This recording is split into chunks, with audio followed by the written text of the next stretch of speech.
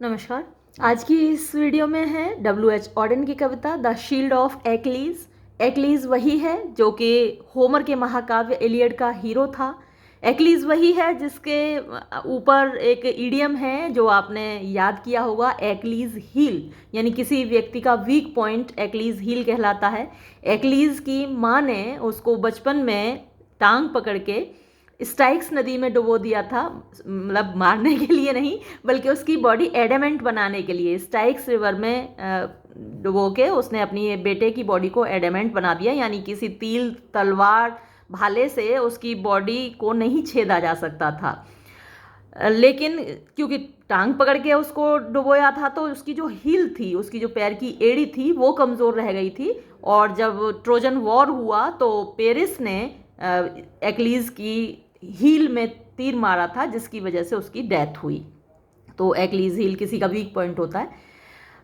ये थेटिस हमेशा अपने बेटे की सुरक्षा के लिए चिंतित रही है। ज़्यादातर माएँ होती हैं, आपने देखा होगा, माँ हमेशा अपने बेटे की सुरक्षा के लिए चिंतित रहती है, चाहती है कि उसका बेटा लंबे समय तक जिंदा रहे।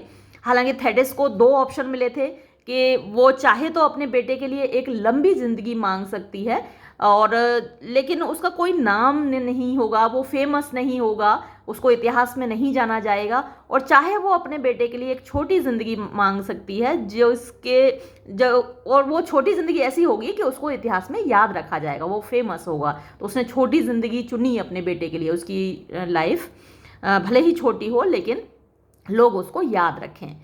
अब ये ट्रोजन वॉर में जब उसने पार्टिसिपेट किया था एक्लीज ने, तो थेटिस ने देवताओं का एक, आप उसको स्मिथ कह सकते हैं, आयरन स्मिथ, लोहार कह सकते हैं। हेफाइस्टस एक देवता है जिसका काम है देवताओं के लिए हथियार बनाना। तो हेफाइस्टस से रिक्वेस्ट की कि मेरे बेटे एक्लीज के लिए एक शील्ड बनाओ। उसकी शील्ड आप जानते हैं ढाल होती है, सुरक्षा के लिए होती है। तो इसका डिस्क्रिप्शन होमर के महाकाव्य इलियड में है और बहुत वाइड डिस्क्रिप्शन है। बहुत खूबसूरत हेफाइस्टस ने बनाई थी शील्ड, उस पर बहुत सारी चित्रकारी थी। यहाँ W.H. ऑडेन का जो वर्जन है उस शील्ड का, उसमें वो खूबसूरत चित्रकारी नहीं है ना। तो वो पैरेलल चलेगा, वो डिस्क्रिप्शन भी जो कि हम होमर में देखते हैं, और वो जो इस मॉडर्न वर्जन में मिसिंग है, और मॉडर्न वर्जन में जो हेफाइस्टस ने बनाया है अकॉर्डिंग टू W.H. ऑडेन। तो ओरिजिनली एक्लीज की शील्ड में ये नहीं था, है ना। वो तो बहुत खूबसूरत शील्ड थी, उस पर अच्छी चित्रकारी थी, लेकिन W.H. ऑडेन के जो वर्जन है इसमें शील्ड में कुछ अलग है। तो चलिए शुरू करते हैं। ब्रिटिश अमेरिकन पोइट हैं, इनको आप जानते ही हैं। W.H. ऑडेन को 1907 में उनका जन्म हुआ, 1973 में उनकी मृत्यु हुई। इंग्लैंड में पैदा हुए और मौत तो उनकी ऑस्ट्रिया में हुई थी।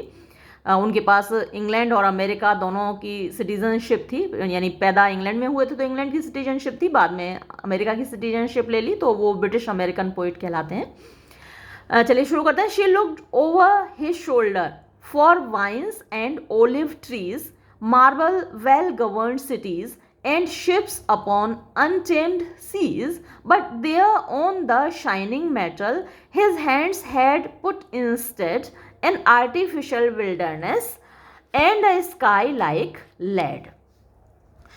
तो देखिए, शी थेटिस के लिए आया है जो कि एक्लीज की माँ है। लुक्ड ओवर हिज शोल्डर, यानी अपने बेटे के कंधे के ऊपर देखा, क्योंकि जो शील्ड है वो कंधे पर रहती है। मेन जो पर्पस होता है गर्दन को बचाना होता है। अगर आपके हाथ पैर कहीं भी तलवार लग जाती है, तीर लग जाए, तो आप जी सकते हैं, लेकिन अगर गर्दन कट गई तो नहीं जी सकते। इसलिए मेनली गर्दन को बचाने के लिए वो कंधे पर रखी जाती है शील्ड। तो she looked over his shoulder, यानी थेटिस ने उसके कंधे के ऊपर देखा। For vines and olive trees, तो किस उम्मीद में देखा? थेटिस को उम्मीद थी कि हेफाइस्टस ने इस शील्ड के ऊपर चित्रकारी की होगी, बनाया होगा, कार्व किया होगा वाइन्स और ओलिव ट्रीज को। वाइन्स लताएं होती हैं, बेलें होती हैं, क्रीपर्स होती हैं, और ओलिव जैतून होता है। जैतून का जो पेड़ है या जैतून की जो शाखा है वो पीस का सिंबल होती है। तो उसको उम्मीद थी कि हेफाइस्टस ने वाइन्स और ओलिव ट्रीज उस पर पेंट किए होंगे, शील्ड पर कार्व किए होंगे, चित्रित किए होंगे।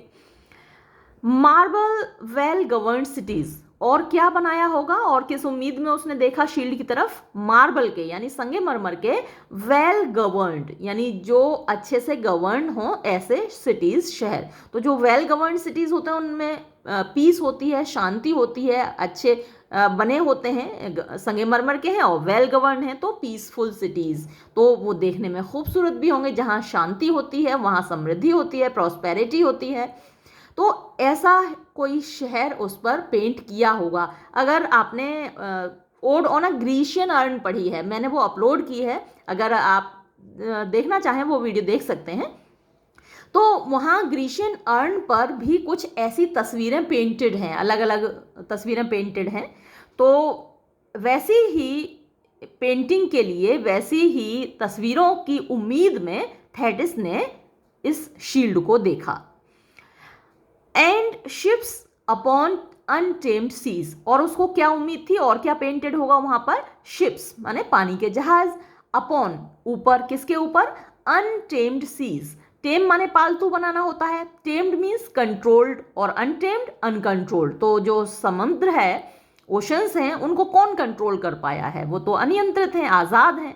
तो उस आज़ाद समुद्र पर, उस महासागर पर जो कि अनकंट्रोल्ड है, उसके ऊपर चलता हुआ, तैरता हुआ एक पानी का जहाज इस शील्ड पर पेंट किया होगा, कार्व किया होगा, ऐसी उसको उम्मीद थी।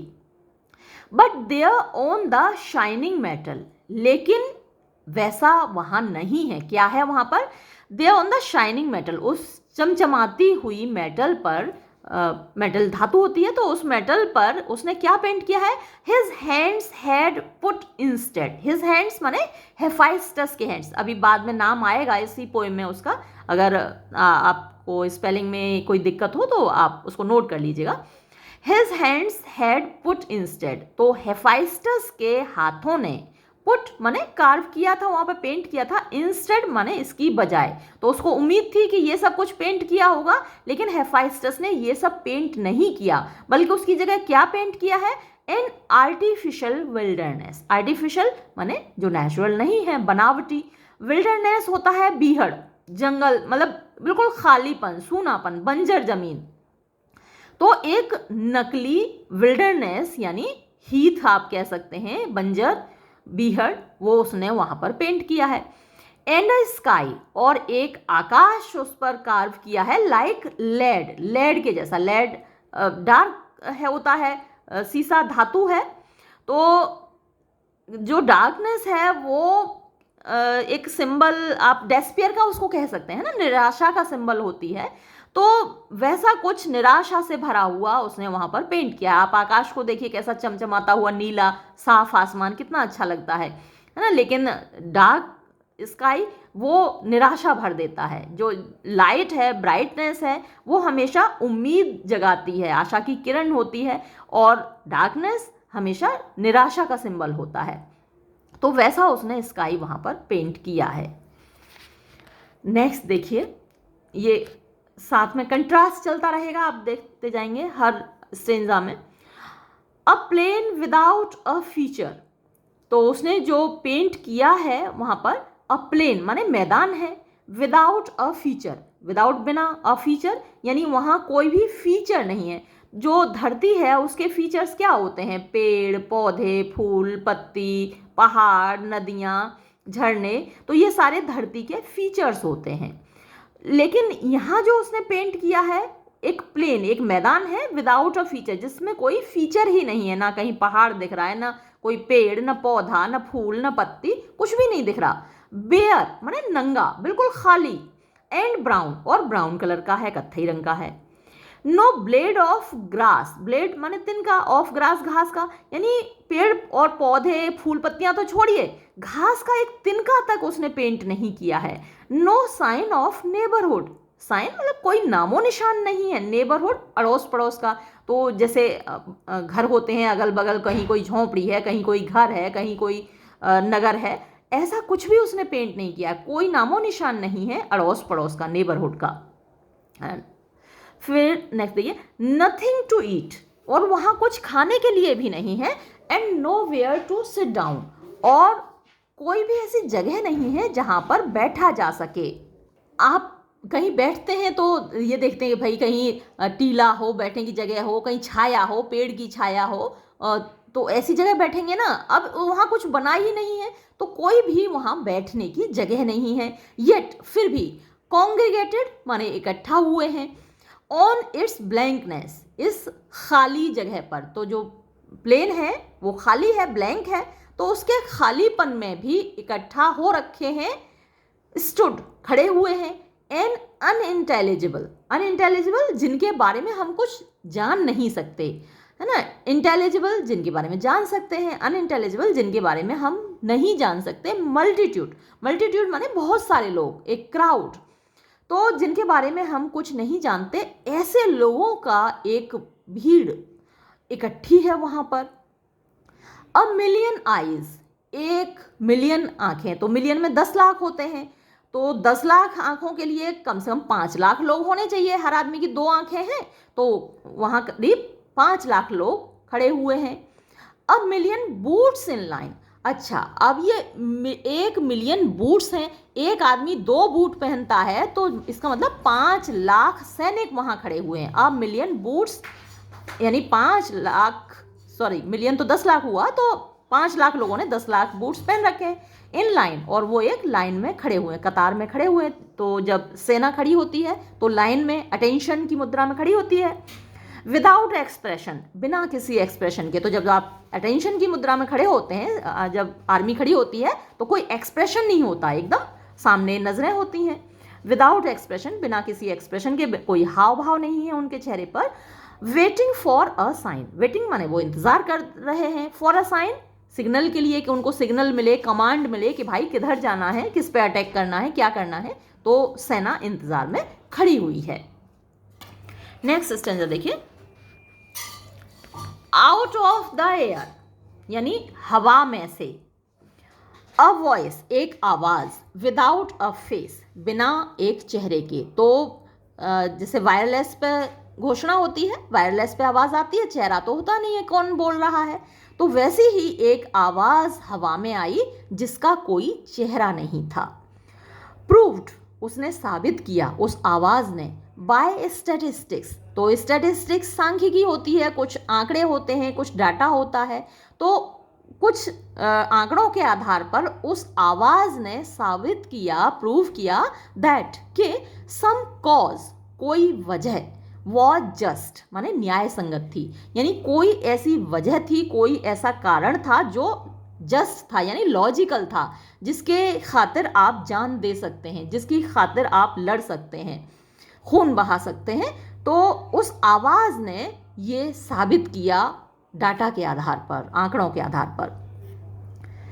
इन tones as dry and level as the place, और जो आवाज बोल रही थी उसकी टोन, उसका लहजा, एज ड्राई उतना ही सूखा हुआ था, उतना ही ड्राई था, शुष्क था, एंड लेवल, लेवल माने समतल होता है, तो जब हम गाते हैं, प्यार से बोलते हैं, तो उसमें एक उतार चढ़ाव होता है, पिच कभी ऊंची कभी नीची होती है, लेकिन ये आवाज़ है, इसमें क्योंकि कोई भावनाएं नहीं है, फीलिंग्स नहीं है, तो ये आवाज़ ड्राई है और लेवल है, यानी एक जैसी टोन में बोल रही है।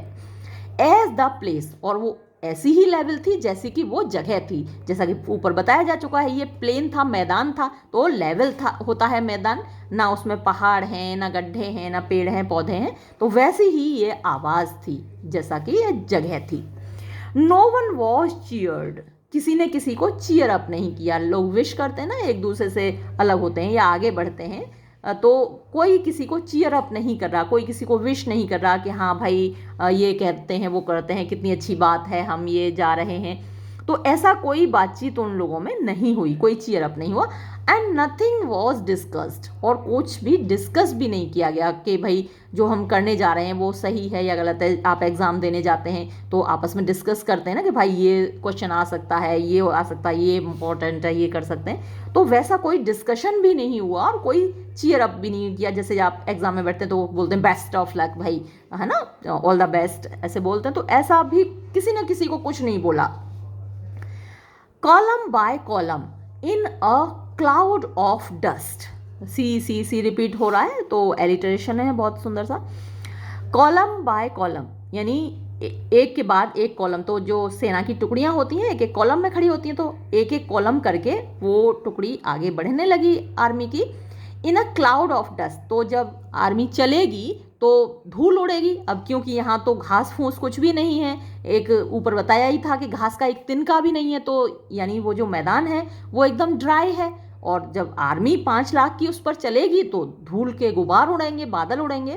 तो उनके चलने से इन अ क्लाउड ऑफ डस्ट, धूल का एक बादल उमड़ आया और उसमें वो लोग चल रहे हैं। They marched away enduring a belief, they marched away यानी वो मार्च करने लगे, जो आर्मी है वो आगे बढ़ने लगी, लोग आगे बढ़ने लगे। एंड्योरिंग माने अपने दिल में रखे हुए, संभाले हुए, अ बिलीफ एक विश्वास को। तो वो विश्वास उनको दिलाया गया है कि भाई जहाँ आप जिस कॉज के लिए आप जा रहे हैं वो न्याय संगत है। जैसे आपने वर्ल्ड वॉर में देखा, हर देश की सेनाएं उसमें लड़ रही थी और उनको ये विश्वास दिलाया जा रहा था कि आप जिस कॉज के लिए लड़ रहे हैं वो न्याय संगत है। अदरवाइज इतने लोगों को कोई क्यों मारता है ना। हिरोशिमा नागासाकी पे बम गिराए गए, एक सेकंड में 70-80 हजार मतलब लाखों लोग एक सेकंड में मर गए। तो उनको मारने के पीछे क्या लॉजिक था?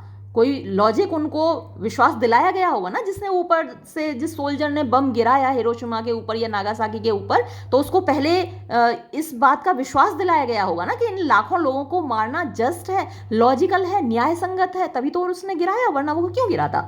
तो अब इन लोगों को भी एक बिलीफ ऐसा उनके दिल में बिठाया गया है जिसको वो संभाले हुए हैं। एंड्योरिंग अ बिलीफ, एक विश्वास अपने मन में लिए हुए ये सेनाएं आगे बढ़ रही हैं। Whose logic brought them, whose जिसका के, और ये हुज किसके लिए आया? बिलीफ के लिए।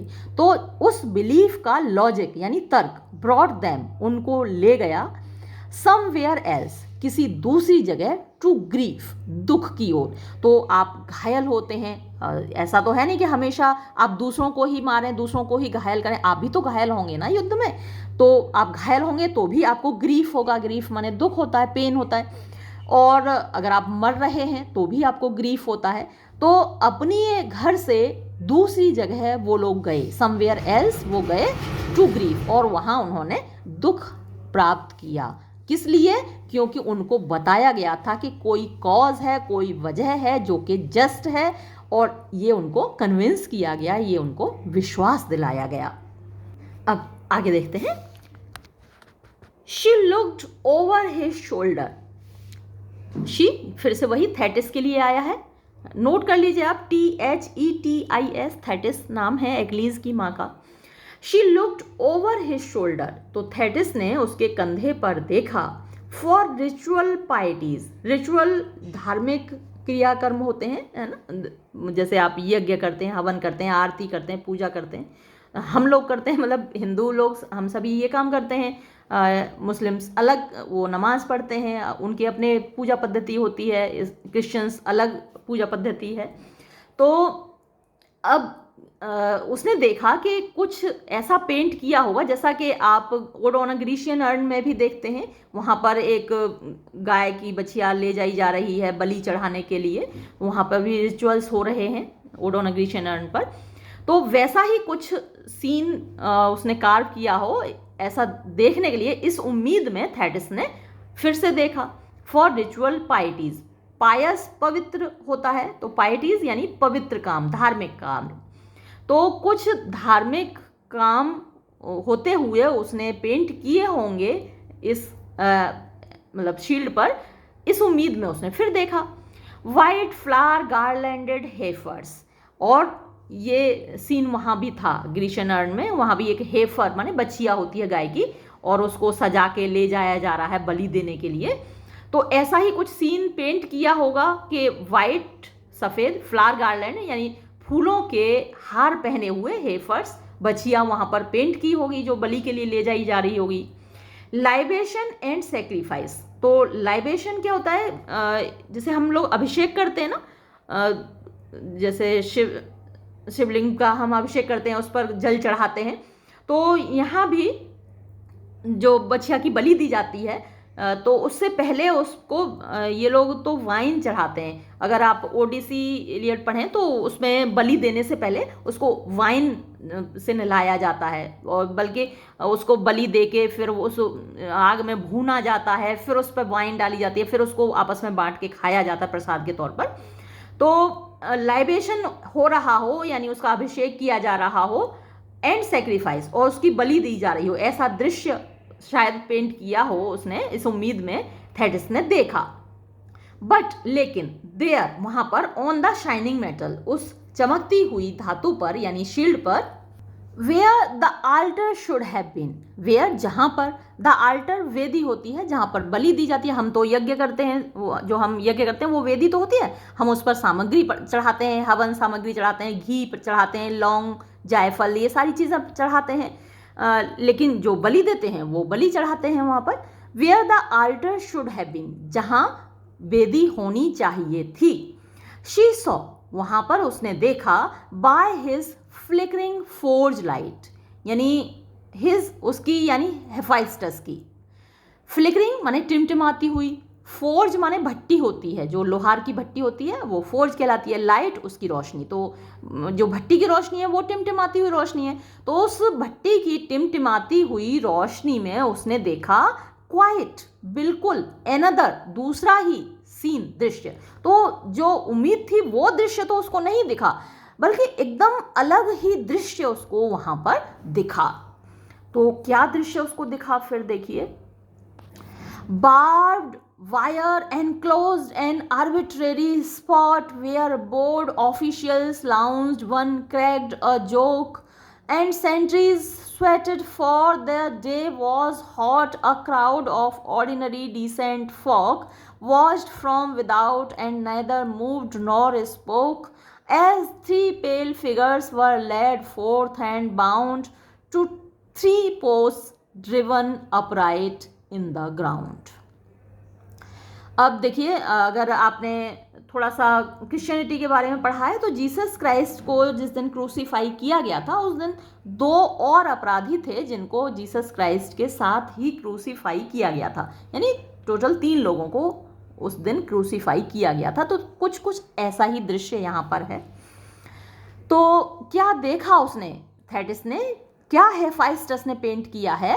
Barbed wire, barbed wire, wire माने तो तार होता है, और बार्ब्ड माने कांटेदार। आपने देखा होगा ना कि हम घर के आसपास भी लगाते हैं, या फिर पेड़ पौधों के आसपास लगाते हैं, उनको जानवरों से बचाने के लिए कांटेदार तार लगाते हैं। तो कांटेदार तार से एनक्लोज्ड माने घिरा हुआ, एन आर्बिट्रेरी स्पॉट, एक स्पॉट माने जगह, आर्बिट्रेरी कुछ ऐसा डाउटफुल सी जगह है ना, जिसके बारे में आप कह नहीं सकते। तो ये कंसंट्रेशन कैंप है एक्चुअली, जहाँ पर लोगों को मारने के लिए ले जाया जाता है। और ये थोड़ा सा इंडिकेशन है, इशारा है हिटलर की तरफ। हिटलर ने जो नाजियों ने जो यहूदियों को मारा था जिस तरीके से, तो अलग अलग तरीके से अलग अलग जगह पे मारा जाता है। ये सारे चलते रहते हैं पॉलिटिकल मसले सभी देशों में। तो वैसा कुछ स्पॉट है, कोई ऐसी जगह है डाउटफुल सी, और वो कांटेदार तारों से घिरी हुई है। वेयर, जहाँ पर बोर्ड यानी उबे हुए ऑफिशियल्स, अफसर लोग, लाउंज्ड माने पड़े हुए हैं, लेटे हुए हैं। तो क्योंकि लंबी ड्यूटी होती है पुलिस वालों की, आर्मी वालों की, तो बोर हो जाते हैं उस ड्यूटी को देते हुए, तो वो बोर हैं और उब रहे हैं अपनी ड्यूटी से, और वहाँ पर लेटे हुए हैं। वन क्रैक्ड अ जोक, और उनमें से एक ने जोक मारा, कोई मजाक किया। एंड सेंट्रीज, और वहाँ जो संतरी हैं, स्वेटेड, वो पसीने आ रहे हैं उनको, फॉर, क्योंकि द डे वॉज हॉट, दिन गर्म था, तो गर्मी पड़ रही है और संतरियों को पसीना आ रहा है। A crowd of ordinary decent folk, वहाँ पर एक भीड़ है, ऑर्डिनरी साधारण, डिसेंट भले, फॉक माने लोग, तो भले और साधारण लोगों की, आम लोगों की एक भीड़ है। वॉच्ड, जो देख रही थी, फ्रॉम विदाउट माने बाहर से, एंड नेदर मूव्ड, और वो भीड़ ना तो हिल डुल रही थी, नॉर स्पोक, और ना ही बोल रही थी। एज जब उन्होंने देखा कि तीन पेल फिगर्स, पीली आकृतियां, यानी तीन, ये प्रिजनर्स ऑफ वॉर हैं, युद्ध बंदियों को बड़ी यातनाएं दी जाती हैं, उनको बड़ी बुरी तरीके से मारा जाता है। तो तीन पीली पड़ी हुई आकृतियां, यानी तीन प्रिजनर्स ऑफ वॉर, युद्धबंदी हैं, वर लेड फोर्थ, उनको ले जाया जा रहा था, एंड बाउंड, और उनको बांधा गया, ले जाया गया और उनको बांधा गया, टू 3 पोस्ट, 3 पोस्ट लट्ठे होते हैं, तो जैसे क्रूसीफाई किया गया था जीसस क्राइस्ट को, तो वो लट्ठे पर ही तो बांध दिया जाता है और हाथों में कीलें ठोक दी जाती हैं, पैरों में कीलें ठोक दी जाती हैं। तो 3 पोस्ट लट्ठों से उनको बांध दिया गया, driven upright in the ground, और उनको खींचा गया ऊपर की ओर उस मैदान में। तो उनको लट्ठों से बांधा गया और जाहिर सी बात है प्रिजनर्स ऑफ वॉर हैं, तो उनको यातनाएं दी गई, गोली मार दी गई। तो ये दृश्य लोगों ने बाहर से देखा, उस ग्राउंड के बाहर से। तो ये सारे युद्ध के दृश्य हैं जो यहाँ पर पेंटेड हैं, और जितने भी ये युद्ध हो रहे हैं, आज भी हो रहे हैं, तो सारे इलॉजिकल हैं, जहाँ दोनों तरफ से खून बह रहा है। एक कैफी आज़मी की गज़ल थी कि खून अपना हो या परायों का, मतलब इंसान का खून है आखिर, ऐसी कुछ गज़ल थी। और उसमें आगे ये था कि इसलिए ए शरीफ इंसानों, जंग टलती रहे तो बेहतर है, आप और हम सभी के घर में शम्मा जलती रहे तो बेहतर है। लेकिन लोगों की समझ में कहाँ आता है, खैर युद्ध चलते ही रहते हैं। चलिए अगला दृश्य देखते हैं आगे क्या है। The mass and majesty of this world, all that carries weight and always weighs the same, lay in the hands of others. They were small and could not hope for help, and no help came. What their foes lied to do was done. Their shame was all the worst could wish. They lost their pride and died as men before their bodies died. The mass and majesty of this world, mass आप दौलत को कह सकते हैं, वैसे तो मास भीड़ को भी कह सकते हैं। तो जो भी चीज़ बल्क में होती है उसको मास कहते हैं, तो दौलत कह सकते हैं। मेजेस्टी शानो शौकत होती है। ऑफ दिस वर्ल्ड, इस संसार की। ऑल, वो सारी चीज़ें, दैट कैरीज वेट, जो वजन रखती हैं, तो शानो शौकत, दौलत, शोहरत, ये सब वजनदार चीज़ें हैं। And always weighs the same, और हमेशा उनका वजन सेम रहता है, यानी वही चीज़ें हैं जिनके चाहत लोगों के अंदर होती है कि हमें दौलत हासिल हो, शानो शौकत हासिल हो, तो हमेशा वो सेम वजन रखती हैं। ले in the hands of others, और इस वक्त दूसरों के हाथ में थी ये सारी चीज़ें, है ना। मास and majesty of the world, ले माने थी, in the hands of others, दूसरों के हाथों में। तो अब ये तो प्रिजनर्स ऑफ वॉर हैं, इनके हाथ में कुछ है नहीं, सब कुछ किसके हाथ में है, दूसरों के हाथ में है, दुश्मन के हाथ में, जिसने उनको कैद किया हुआ है। दे वर स्मॉल, वो थोड़े से थे, and could not hope for help, और मदद की उम्मीद नहीं कर सकते थे। एंड नो हेल्प केम, और कोई मदद आई भी नहीं। तो अक्सर जो माइनॉरिटी में होते हैं, जिनकी संख्या कम होती है, उनके ऊपर मेजॉरिटी हावी हो जाती है। सारी दुनिया में ऐसा ही हो रहा है। तो कोई मदद नहीं आई क्योंकि उनकी संख्या कम थी। What their foes liked to do was done, what, जो कुछ भी, देयर फोज माने दुश्मन होते हैं, तो उनके दुश्मनों ने लाइक्ड, जो उन्होंने, उनको अच्छा लगा, टू डू, करना, वॉज डन, वो किया गया। तो उनके दुश्मनों को जो भी अच्छा लगा वो उन्होंने इन कैदियों के साथ किया। देयर शेम, उनकी शर्म, तो ह्यूमिलिएट किया जाता है प्रिजनर्स ऑफ वॉर को, खूब यातनाएं दी जाती हैं उनको, खूब ह्यूमिलिएट किया जाता है, शर्मिंदा किया जाता है।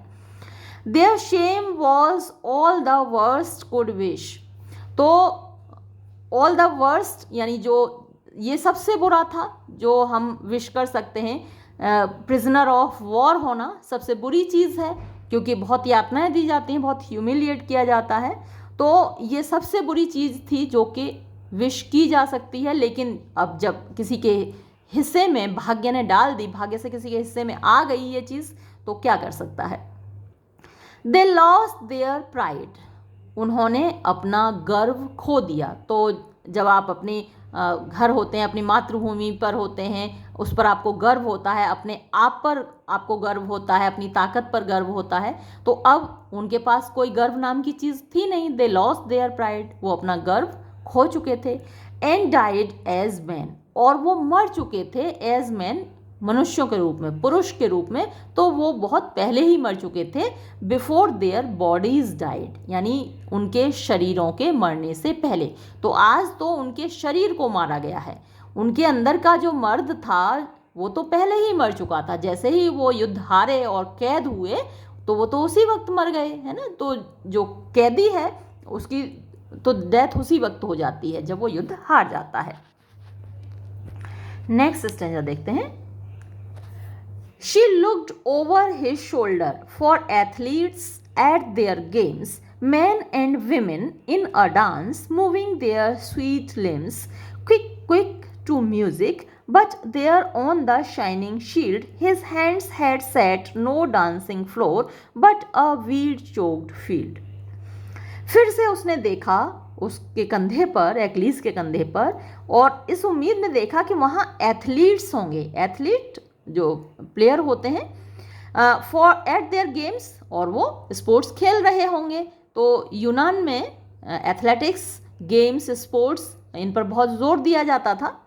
तो उसे उम्मीद थी कि कुछ एथलीट्स इस पर पेंट किए होंगे जो कि स्पोर्ट्स खेल रहे होंगे, गेम खेल रहे होंगे। Man and women in dance, कुछ आदमी औरतें उस पर पेंट किए होंगे जो कि डांस कर रहे होंगे, नाच रहे होंगे। मूविंग, हिला रहे होंगे, देयर स्वीट लिम्स, अपने खूबसूरत अंगों को। जब डांस करते हैं तो हमारे लिम्स हिलते हैं, वो हिल रहे होंगे। क्विक क्विक, तेजी से, टू म्यूजिक, म्यूजिक के साथ।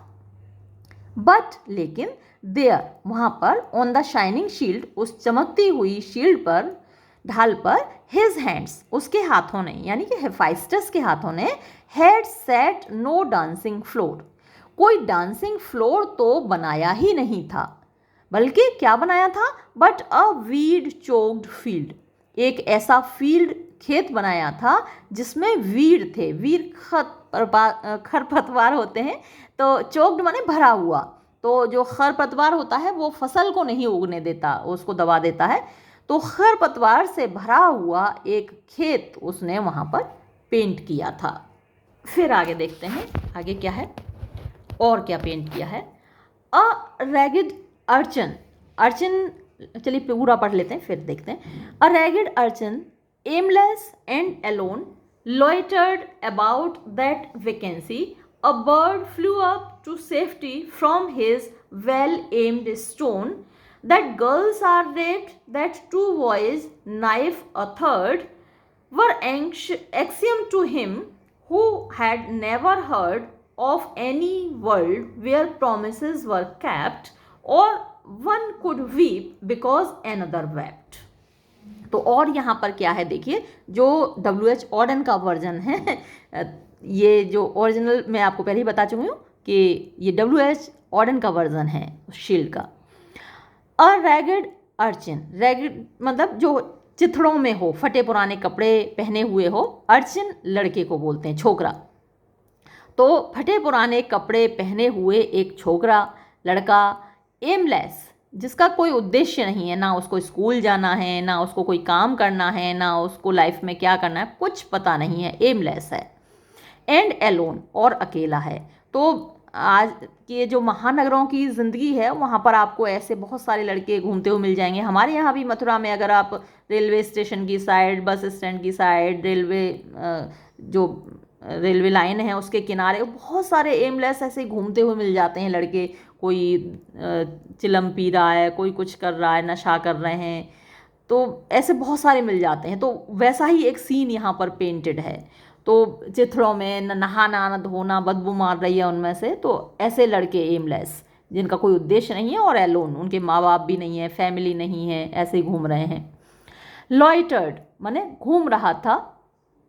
अबाउट दैट वैकेंसी, वैकेंसी वो मानी उस खाली जगह में ऐसे ही वो घूम रहा था।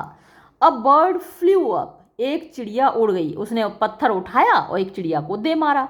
लेकिन चिड़िया उड़ गई, फ्लू अप टू सेफ्टी, यानी अपनी सुरक्षा में अपने को सुरक्षित कर लिया, from his well aimed stone, यानी उसने तो बिल्कुल सटीक निशाना लगाकर मारा था स्टोन, वेल एम्ड यानी अच्छे से निशाना लगाकर मारा गया पत्थर उस लड़के ने फेंका, लेकिन चिड़िया ने उड़कर अपने आप को बचा लिया, अपने आप को सुरक्षित कर लिया।